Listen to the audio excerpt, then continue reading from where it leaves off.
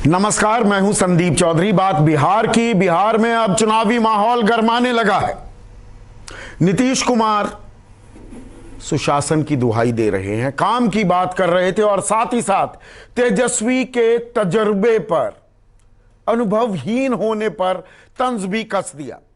अभी तक तेजस्वी ने पलटवार नहीं किया था, लेकिन आज राघोपुर में अपने नामांकन से पहले पटना में पत्रकारों ने जब सवाल जवाब किए तो सीधे आरोप जो उन पर लगाए जा रहे हैं उनके जवाब दिए हैं, और किस तरह के जवाब दिए हैं। अब राजनीतिक शक्ल क्या अख्तियार करेगी बिहार की राजनीति, इस पर हम चर्चा करेंगे। सुकेश मेरे साथ हैं। अनुभवहीन बताया गया तेजस्वी को। आज तेजस्वी निकले हैं, उन्होंने वार का पलटवार भी किया है। एक चैलेंजर की तरह दिख रहे थे तेजस्वी। पिछले कुछ दिनों से लगातार, जब से वो सीएम पद के उम्मीदवार, घोषित उम्मीदवार हो गए हैं, तब से वो ज्यादा असर्टिव भी दिख रहे हैं। उन्होंने साफ तौर पे चुनौती के अंदाज में कहा कि अनुभवहीनता की बात करते हैं। मैं सम्मान करता हूं उनका, लेकिन जब मैं डिप्टी सीएम बनाया गया था उनकी सरकार में, तब ये सवाल क्यों नहीं उठा? और 18 महीने का मेरा कार्यकाल है, उसमें मैं परफॉर्मर था कि नहीं, उसमें कोई भ्रष्टाचार हुआ क्या, कोई उंगली उठा के दिखा दे। दरअसल उनको भ्रष्टाचार के आरोप में उनसे गठबंधन टूटा था। एक स्थिति ऐसी बनाई गई कि हम भ्रष्टाचार से समझौता नहीं कर सकते। लालू यादव भ्रष्टाचार के केस में बंद थे, तब इस पार्टी का गठबंधन हुआ था। और ये पार्टी लालू यादव की पार्टी है, ये जेडीयू खुद कहती है। चुनाव नहीं लड़ सकते थे लालू प्रसाद यादव। हाँ, और तब आपने गठबंधन किया था। तो क्या वो बड़ा कन्वीनियंट पॉलिटिक्स थी? इसी कन्वीनियंट पॉलिटिक्स सब भ्रष्टाचार कबूल था क्या? भाई, जब आप भ्रष्टाचार के मुद्दे पे अलग होते हो उनसे, तब ये सवाल उठता है कि जब आप गठबंधन करने गए थे, तब एक कन्विक्टेड जो व्यक्ति है, नेता है, उनकी पार्टी से आपने गठबंधन किया था। लेकिन आपने करप्शन के इशू पे अब वो ताल ठोक रहे हैं, वो चुनौती दे रहे हैं कि मेरे खिलाफ अगर करप्शन के केसेस थे तो मेरे ऊपर कार्रवाई क्यों नहीं हुई? इसलिए कह रहे हैं वो कि दरअसल कोई आगे जो हमला किया है वो उसको और क्लैरिफाई करता है कि दरअसल कोई विचारधारा नहीं है।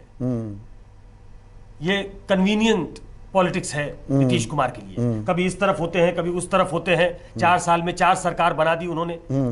तो मैं कोई निजी हमला नहीं करना चाहता हूं, लेकिन जब अनुभवहीनता का सवाल उठाते हैं, तब जब मैं डिप्टी सीएम बना था और उनके नेतृत्व में बना था, तब ये सवाल क्यों नहीं उठा? हाँ, और अनुभवहीन को क्यों बना दिया उप मुख्यमंत्री? बिल्कुल, ये सवाल वो उठाना चाहते हैं। जो इंटरेस्टिंग चीज मुझे लग रही है संदीप, वो ये है कि एक चैलेंजर की भूमिका में वो दिख तो रहे हैं, और कुछ चीजें उन्होंने, मुझे लगता है, गांठ बांध ली। वो फोकस चुनाव लड़ना चाहते हैं, मुद्दों से नहीं भटक रहे। बिल्कुल नहीं। और मुद्दों से भटकाने को लेकर ये कयास कल से लगाए जा रहे हैं। नित्यानंद राय, जो गृह राज्य मंत्री हैं केंद्र सरकार में, बिहार से आते हैं, उन्होंने कहा आरजेडी की सरकार बनेगी तो कश्मीर के आतंकी बिहार में आकर पनाह ले लेंगे। ये सवाल भी पूछा पत्रकारों ने, लेकिन इस सवाल से कन्नी काट गए वो। दरअसल नहीं काटा इस सवाल से। हाँ। इस सवाल पे हमला करते हुए उन्होंने कहा कि बेरोजगारी के आतंक का क्या हुआ। हाँ, इस सवाल का जवाब नहीं दिया, पर उसी अंदाज में इसी को एक तरह से लेवरेज किया। इसको एक तरीके से आप कह सकते हैं कि दूसरे दिशा में मोड़ के एस्केलेट कर देना। हाँ, कि बेरोजगारी के आतंक पे क्या बोलेंगे, पलायन के आतंक पे क्या बोलेंगे। ये लोग मुद्दे को भटकाना चाहते हैं। और फिर उन्होंने बताया कि आज भी कह रहा हूं कि पहला हस्ताक्षर अगर सरकार बनी तो 10 लाख सरकारी नौकरियों पे होगा। 10 लाख सरकारी नौकरियां देंगे, और जो वादा करते हैं वो निभाएंगे। हम ठेठ बिहारी हैं। मतलब तो डीएनए वाली बात भी ले आए। बिहारी अस्मिता को भी हाँ, इन्वोक करने जैसी बात नहीं। 2015 में डीएनए पर सवाल उठे थे ना, प्रधानमंत्री ने उठाए थे। हाँ, उसको भी कई बार वो कोट करते हैं कि क्या हुआ डीएनए का। नाखून भेजे गए थे, बाल भेजे गए थे टेस्ट कराने के लिए यहां से प्रधानमंत्री को। डीएनए टेस्ट हो गया क्या? ये बातें होती हैं। लेकिन कमिंग बैक टू हिज आज का जो उनका बयान था, वो मुझे फोकस लगता है, क्योंकि उन्होंने 10 लाख वाली बात फिर से कही। उन्होंने कहा नियोजित शिक्षक का एक बड़ा इशू रहा है वहां। उन्होंने कहा कि समान वेतन समान काम, इसको लागू करेंगे। उन्होंने कहा कि 46.6% बेरोजगारी दर है बिहार की। उस आतंक पे नहीं कहते नित्यानंद कुछ, सरकार नहीं कहती है कुछ। 2 करोड़ रोजगार देने वाले थे, उस पे नहीं कहते हैं कुछ।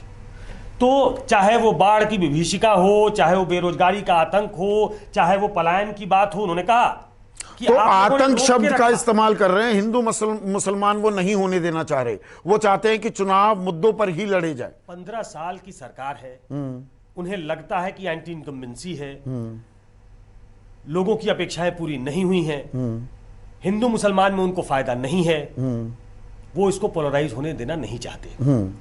वो बिल्कुल फोकस चुनाव लड़ना चाहते हैं। पर यह अभी शुरुआती दौर है, अभी देखते हैं ये फोकस कितने दिन तक रह पाता है। मुझे लगता है कि पिछले कुछ दिनों के उनके बयान अगर आप देखें तो एक कंसिस्टेंसी दिखती है मुझे। शायद ये सोची समझी रणनीति का हिस्सा है, और कांग्रेस ने भी अपनी एक बड़ी टीम भेजी है वहां। मुझे लगता है कि उनके साथ कोऑर्डिनेशन हो रहा है। कल उन्होंने कहा कि जो बची हुई सीट है एक साथ बैठकर घोषणा करेंगे। तो ये ऊपर के लेवल पे कांग्रेस भी मिल गई है उसमें कि दरअसल भटकाव नहीं होना चाहिए, और एक मेंटरिंग हो रही है कि हमें फोकस्ड अगर चुनाव लड़ें, भटकाने की कोशिश होगी, भ्रष्टाचार पे लाने की कोशिश होगी, परिवारवाद पे लाने की कोशिश होगी। उन्होंने कहा तेजस्वी ने कि निजी हमले हुए हैं, हत्या का आरोप तक लगाया गया मुझ पे, ये तो होगा मुझे मालूम है, लेकिन वो डिगना नहीं चाहते। उन्होंने नीतीश कुमार को सीधा चैलेंज भी किया आज। वही तो आज नीतीश कुमार पर सीधे निशाने साध दिया कि आप मुझ पर हमला कर रहे हैं। आज नीतीश पर वहां हमला किया है जहां पर थोड़ा वो जवाब नहीं देते हैं कि आप नालंदा से लड़िए ना चुनाव, कौन सी सीट से लड़ेंगे और मैं आकर लड़ूंगा। ऊपर से और साथ में डाल दिया, कुछ केजरीवाल टाइप काम कर दिया है। मतलब बहुत दिनों से आरजेडी की तरफ से ये कहा जा रहा है कि डिप्टी सीएम दोनों बैकडोर से क्यों आते हैं भाई, चुनाव क्यों नहीं लड़ते? लड़े इतने बड़े नेता हैं तो चुनाव लड़े। आज एस्केलेट करते हुए उन्होंने ये कहा कि नालंदा उनका गृह क्षेत्र है। आपने ठीक कहा कि वहां कोई क्षेत्र चुन ले और मैं वहीं से उनको हराऊंगा, मैं वहां से चुनाव लड़ूंगा। तो वो रियल चैलेंजर जो होता है, और आपने ठीक कहा कुछ हद तक केजरीवाल वाला जो पुट है वो उसमें दिख रहा था कि शीला दीक्षित की मान में घुसकर उनको चुनौती देना और फिर उनको हराना, जिससे केजरीवाल बने।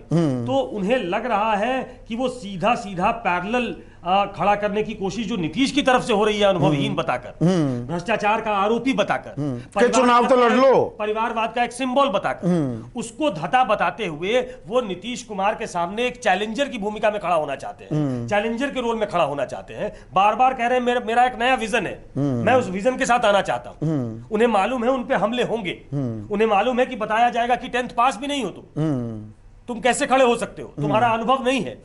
लेकिन इस जो ड्रॉबैक है उसको वो स्ट्रेंथ में तब्दील करना चाहते हैं कि मैं युवा हूं और मैंने एक विजन दिया है। तो ये मैं देख रहा हूं कि एक चेंज, और एक परसेप्टेबल चेंज जो और पिछले कुछ दिनों में दिख रहा है मुझे,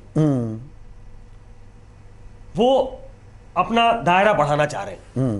वो बार बार कह रहे हैं कि सबको साथ लेकर चलेंगे, कोई छूटेगा नहीं, समाज का हर वर्ग हमारे साथ होगा।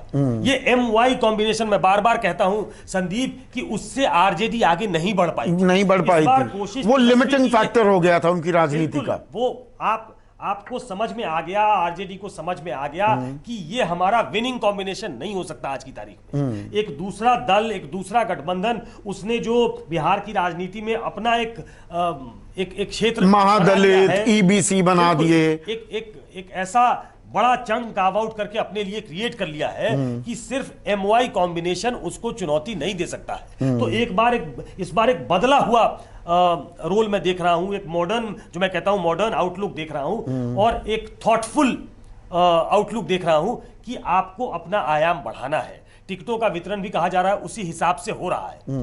तो तेजस्वी एक बदले हुए तेजस्वी नजर आते हैं, और आज के दिन जब वो नामांकन करने पहुंचे तो सब पुट था उसमें। और नामांकन की भी बात आए, वो नीतीश कुमार को कह रहे हैं नालंदा के किसी भी क्षेत्र से खड़े हूं, वहीं जाकर मैं आपके खिलाफ चुनाव लड़ूंगा और आपको हराऊंगा।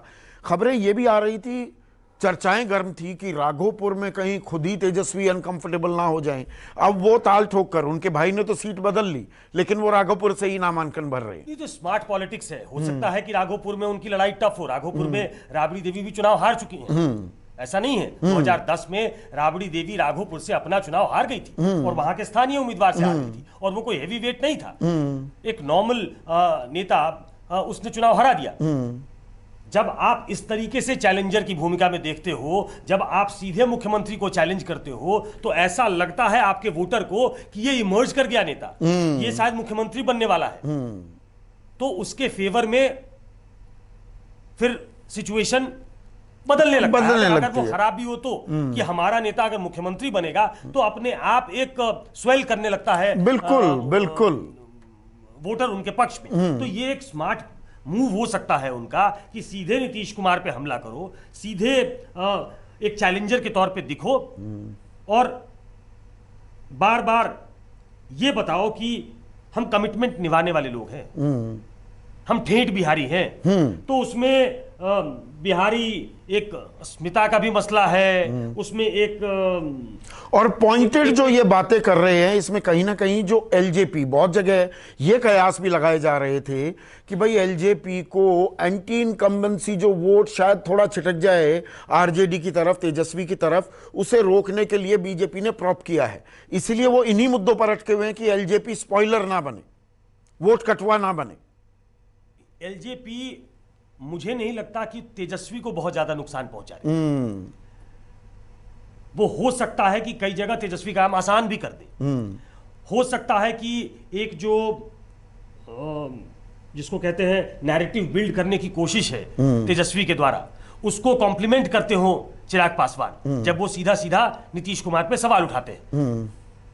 तो मुझे इसमें कोई डाउट नहीं दिखता कि तेजस्वी और उनका गठबंधन वो सीधा चैलेंजर है नीतीश कुमार का। क्या जो ये इश्यूज हैं, ये रियल इश्यूज लास्ट तक बने रहते हैं, जिसपे आपने कहा कि अभी बहुत लंबा समय है। अभी लंबा समय है। हाँ, कहीं शुरुआत बहुत अच्छी है। अभी कहीं डेविएट तो नहीं किया जाएगा। हाँ। कहीं दूसरी तरफ से कुछ ऐसी चाल चली जाएगी क्या कि तेजस्वी उस गेम में फंस जाए।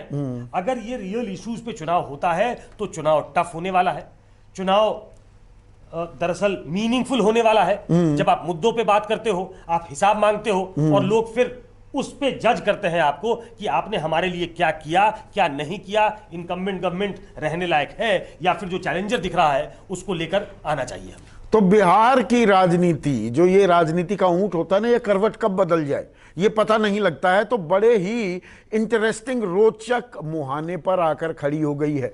मुद्दों पर ही चुनाव होने वाला है क्या? प्रिटेंडर ने जो शब्द इस्तेमाल किया, चैलेंजर ने अभी वो बाइट नहीं किया है, वो अभी असल मुद्दों पर बात कर रहा है। तो असल मुद्दों पर ही चुनाव होगा क्या, ये आने वाला वक्त इसकी गवाही देगा। लेकिन शुरुआत जो हो रही है अब असल लड़ाई की, वो बड़ी दिलचस्प होती दिख रही है। तो अभी के लिए बस इतना ही। नमस्कार।